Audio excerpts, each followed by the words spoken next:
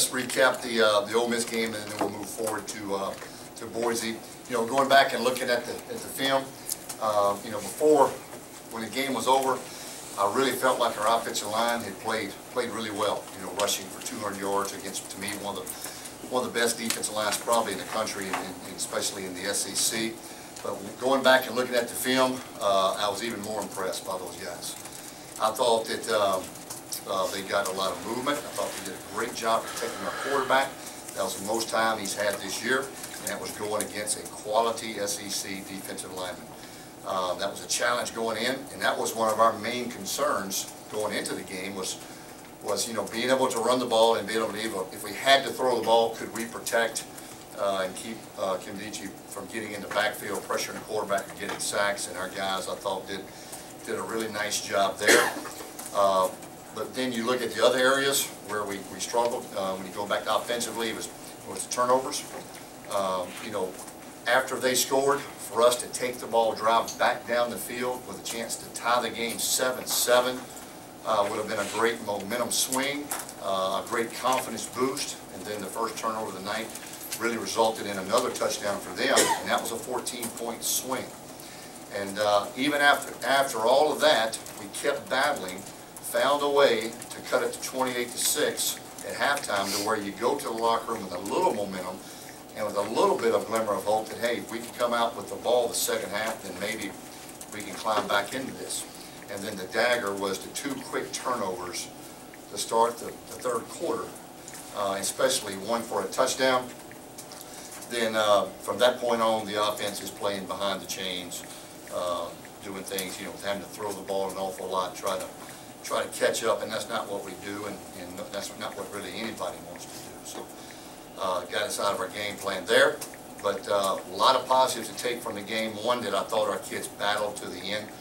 I thought our offensive line, like we talked about, played extremely well, and I thought our defensive line held its own too. They had most of their success on perimeter, where our outside backers and corners did not do a good enough job setting the edge for the safety support coming inside out. And then I thought at times we tackled poorly. There was some spurts where we did tackle well, but we've got to still improve tackling. A lot of that had to probably do with those guys were pretty quick and pretty fast. And so we struggled there at times too.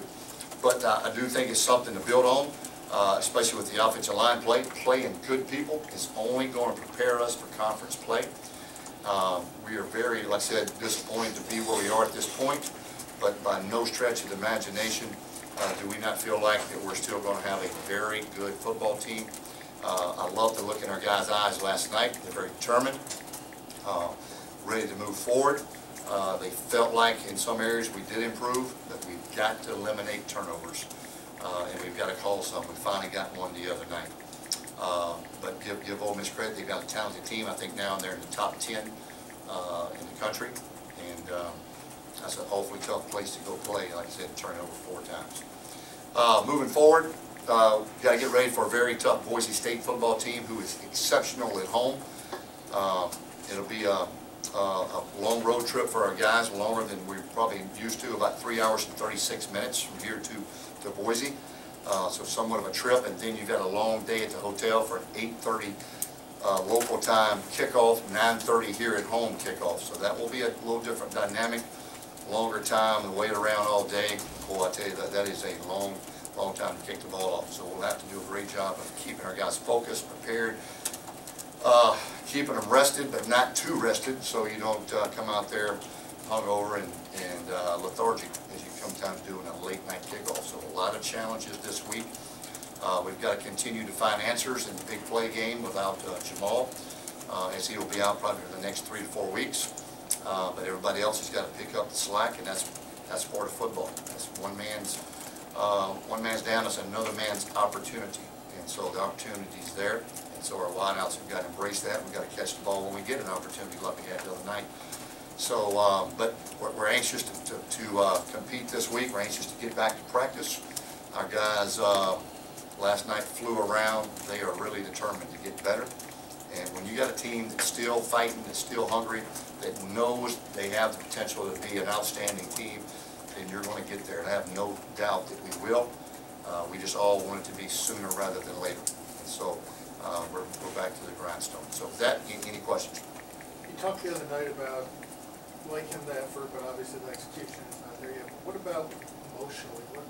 What's the state of this team emotionally right now? Well, I think, after the first game, I think it was somewhat of a hangover for a couple of days. Obviously, I think that was a game that they really underestimated their opponent. I really felt like that after looking back that our guys slept off through the game a little bit, kept waiting for them just to lay down for us, and they came in and played extremely well. Talking about Louisiana Tech, and then, they're probably a little better ball team than what we thought. They go to North Texas and blow them out and hold North Texas to about 130 yards total offense. And so I think those guys had a little hangover for a few days, so a little bit probably like everybody else, like didn't see that coming. It was a great wake-up call. Our guys got back to work last week. I think the effort showed up this week, although the execution in a lot of areas did not. But I think it was one of those games that sort of gets you refocused. Our guys are the same guys that made plays last year. Everybody's sort of, talking about Alonzo, down on Alonzo for 2 fumbles in 2 weeks, but I think he went 211 carries last year, the entire season, without a turnover. And so the guy has never been a guy that turns the ball over, period. And so I have all the faith in Alonzo Harris. I don't think we throw anybody in our family out of the house the first time our kids or wives or husbands make a mistake. So we're definitely not going to throw him out. He's a guy that we can count on, that we believe in, and he'll only get better. And he takes it very personally too, and he wants to do a great job, and he wants to be a leader of this team. So I expect him to bounce back strong this week. What do you think is the biggest difference between the Terrence of the last couple weeks and when he was really at his peak previously? And also, is there anything at all holding him back physically because of the operation and all that? Yeah, nothing's holding him back physically. If anything, if I could think of anything that might have to deal with Terrence right now, it might be the fact that, we're down 21 or 28 points. And he's feeling like he's got to make that spectacular play to get us back into the game, where last year when we went on that 6-game winning streak and we're playing pretty good defense, and you could be a little more patient and maybe not take as many chances, and you're going to be able to punt, play good defense, get the ball back, keep working to find answers, and if you miss on a ball, your defense is going to play well. But when you're down, I think sometimes as a quarterback, and especially a guy that is a competitor, is really pushing himself to just carry the team. And I think still, even in those type of games when you're down 28-6, you still got to know that, I've got to take care of the football. Give our guys a defensive chance to show that, they maybe made some adjustments at halftime so we get the ball back and try again. Is any of it at all just that the skill sets of the weapons are different than Lawson and the Peoples at the same time? Well, we didn't have Peoples last year. We didn't have Lawson last year. Basically we had the same two we had except for Surgent, and so the outside guys are the same. And so playing 2 good opponents out of the first 3 games, defensively, sometimes the defense has a little bit to do with it also. Those guys are on scholarship and play good football. And so, I think if you listen to Terrence yesterday, and if you see him in practice, man, the guy is such a competitor, and he is determined to pull this team through, and especially with his play and with his leadership and decision-making process, and a lot of that those turnovers had to do with just decisions, not necessarily with skill set, and because he knows he's much better than that, and I expect him to play really good. Coach, when you took over the program a couple of years ago, did you at all look at what Boise State did to kind of build their program up and kind of model after how they built everything? Not necessarily, because every situation's dynamics are different. But you knew about a Boise, you knew about a TCU, you knew about a Louisville. Those 3 models to me come to mind when you think about programs that went from Conference USA basically to now Power 5 with TCU and in Louisville. And so obviously we face different dynamics, but some of the same challenges. And taking a team that was ranked 120 in the nation the year we got here, dead last, and then finishing the year last year, I think, at 32. We felt like that part of we had made some progress there. Now with the stadium, first phase of the stadium is another step, and we get the second phase in the new facility. Now your recruiting dynamics change, and so our community support is really strong. And so I think we've got the resources, and hopefully as the season continues, we can continue to show that we have the team to hopefully one day make that type of move. But it takes time, and Boise, even though they had a stretch there that was pretty amazing, still trying to take that next step, probably into a Power 5 conference.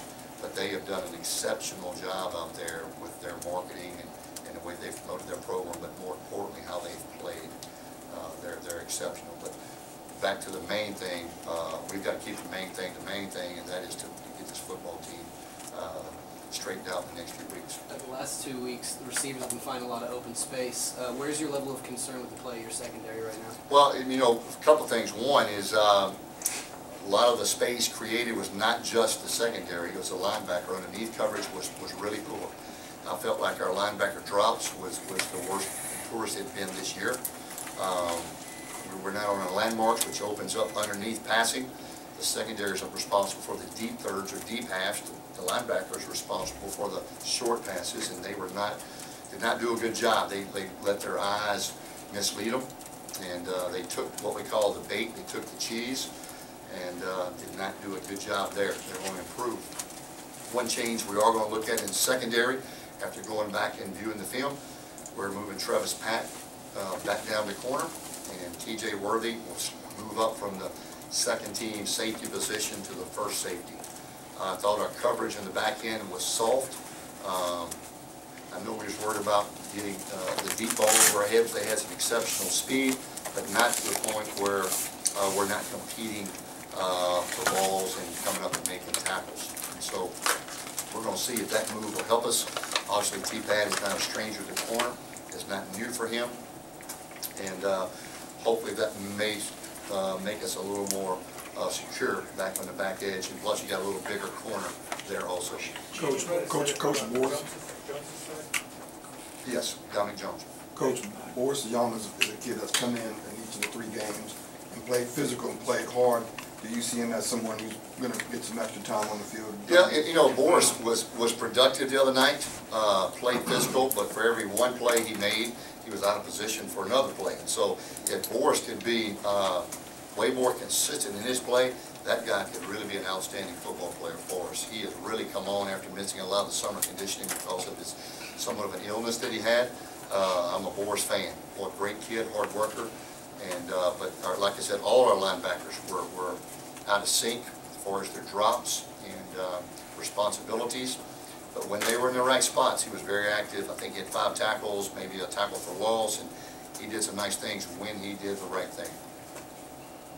Another linebacker, may not be in the right spot, but Trey Johnson, 3 straight weeks has led you guys to tackles. Is he? Yeah, Trey's doing some good things, and I'm happy for Trey because he's waited his turn and worked hard. And he's got a lot of tackles, but to be honest with you, he could have even more tackles if he could eliminate the missed tackles. I think he had 2 missed tackles on 1 play the other night. And so, even though he's making a lot of plays, I think Trey can make more plays, and that's my challenge to him. But you know what? He is such a hard worker. He cares. It's important to him, and as well as the rest of the team. And I think that's, obviously, as always, going to be another big emphasis to continue improving tackling. Game 1, game 2, game 3 is early in the season. You get better as you go when you're tackling loud bodies. It's one thing to tackle scout players. It's one thing to tackle all SEC players. And so, you get better as the year goes on. And so hopefully we can improve in that area. We'll need to if we're going to improve as a defense. What's Mulberry's situation? Jake's still not at 100%. He's trying and he wants to be out there. He sort of got hit again the other night, sort of hobbled just a little bit, came back in a little bit, I think, but I think it made him a little bit ineffective because of that. Still not 100%, but he'll be good enough to play this week.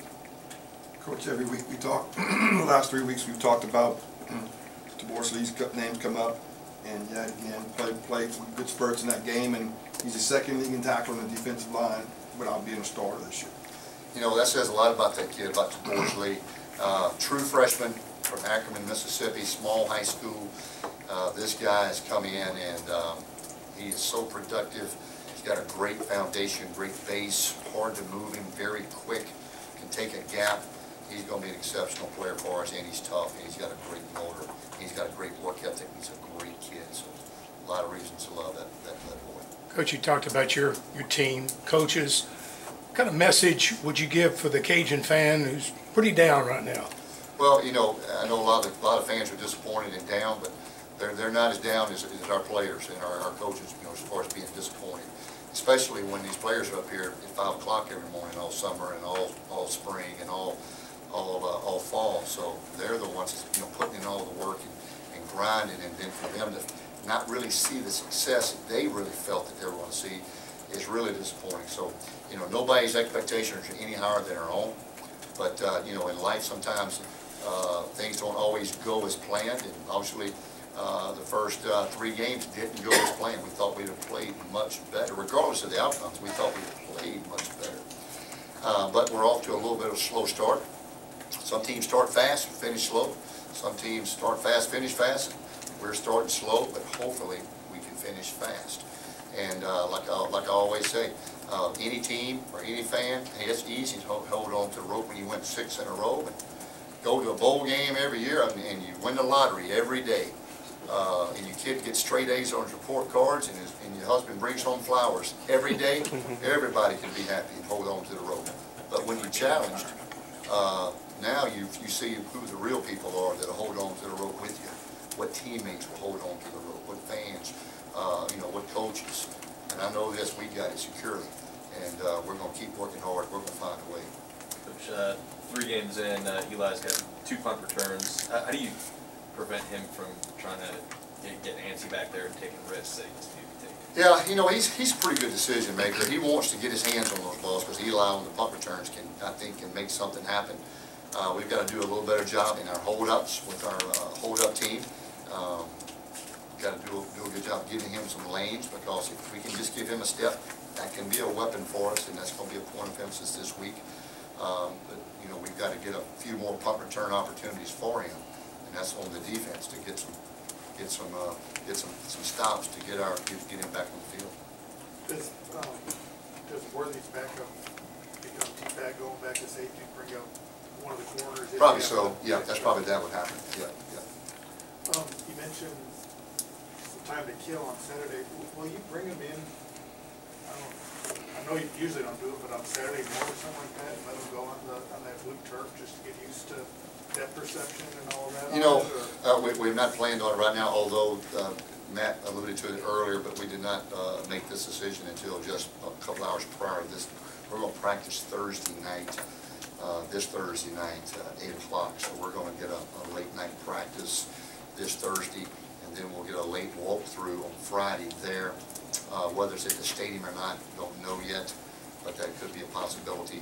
But we're going to get two late practices, similar to game time. A little different dynamics. Wait until that point of the day to practice after you have a long day. So we want to work on that mental clock, starting that mental motor, and that physical motor later in the evening, rather than at 2:30, 3 o'clock. Even though Trevens has plenty of experience at corner, and you're making that shift in 1 week after playing like a whole safety most of the fall, how difficult is that transition, or is he just going to be able to kind of pick it up? I don't think so, because he's played it. And last year we moved him at halftime of the Arkansas game, and he had his probably best half of football he may have played. So he's pretty good at making quick changes. He'll get a lot of work this week, and he's sparingly played some corner during fall camp at times, during practice if a guy maybe had been out for a day or two. And so he's got a little bit of time there too. So I don't think it'd be a big issue. When you're a good football player, a good athlete, you'll be fine. Is Boise doing some of the same things with Horson as Arkansas State did last year? Yeah, they're similar. They're similar. They're a tempo team. They're real similar. They're gonna spread you out. They do a good job with a lot of formations, a lot of personnel groupings. And so it'll be a challenge. And it's a challenge of seeing what personnel group he's coming into the game. That's one of the biggest challenges, because when a player runs onto the field, you're looking at it from the box. It's hard to tell right away, because the uniform's blue, the field is blue, and so we're all blend in. So that's the challenge, is identifying personnel on their field. You were really happy with the way your offensive line played. Boise State got after the quarterback there. Their defensive front's playing really well. Can you talk a little bit about another challenge for those guys? Yeah, you know, each week seems like we go against a quality front, and they've got a quality front too, and they play. The thing you notice about Boise team, they play awfully hard. They run to the ball. You can tell they're well coached, well prepared, and it'll be a huge challenge. They're tough. I think they're tough, and I thought, you know, last year Brian's team at Arkansas State was tough, and so that's the mindset I think they've always had there at Boise, and so like I said, it'll be a challenge. Boise also, they have a pretty big-time receiver averaging about 100 yards a game up there. Did you notice anything watching him on film, or what makes him kind of explosive up there? Well, you know, they give him some opportunities. That's the thing that they do, that we've got to do a little better job of when Jamal comes back, is giving him opportunities. And they're going to give him opportunities to make big plays. And you can't make big plays unless you give them a chance to make big plays. And they give him some opportunities for big plays. And we'll have to hopefully do a nice job on him and pick and choose when we think it's coming his way, because he can hurt you. He's a really good player. I remember the flip side with your passing games, that since Jamal's gone out, the big plays have been kind of hard to come by. Is that, having looked back at the film, is that just a product of Jamal not being there, or maybe just some? A little bit of both. Yeah, you know, when you're one of your best players out, that takes away that one element that you might have. But you know, although Devin Scott for us is a guy that we think can have big play possibilities. He's a 10-4, 100-meter guy, track guy that can really run, can really stretch the field. And so hopefully we can utilize his speed a little bit, and then open up, expand the coverage, open up for some of our underneath guys too. So we got to have some other guys step up. Eli is an explosive guy that now we'll have to make sure he gets a few more touches. And he got a few touches the other night. Would have loved to see him get a few more. He still wasn't quite himself the other night. I think you probably saw that even on the run he broke. But he's getting back closer every day. All right. Thanks a lot, guys. Thank you, Coach.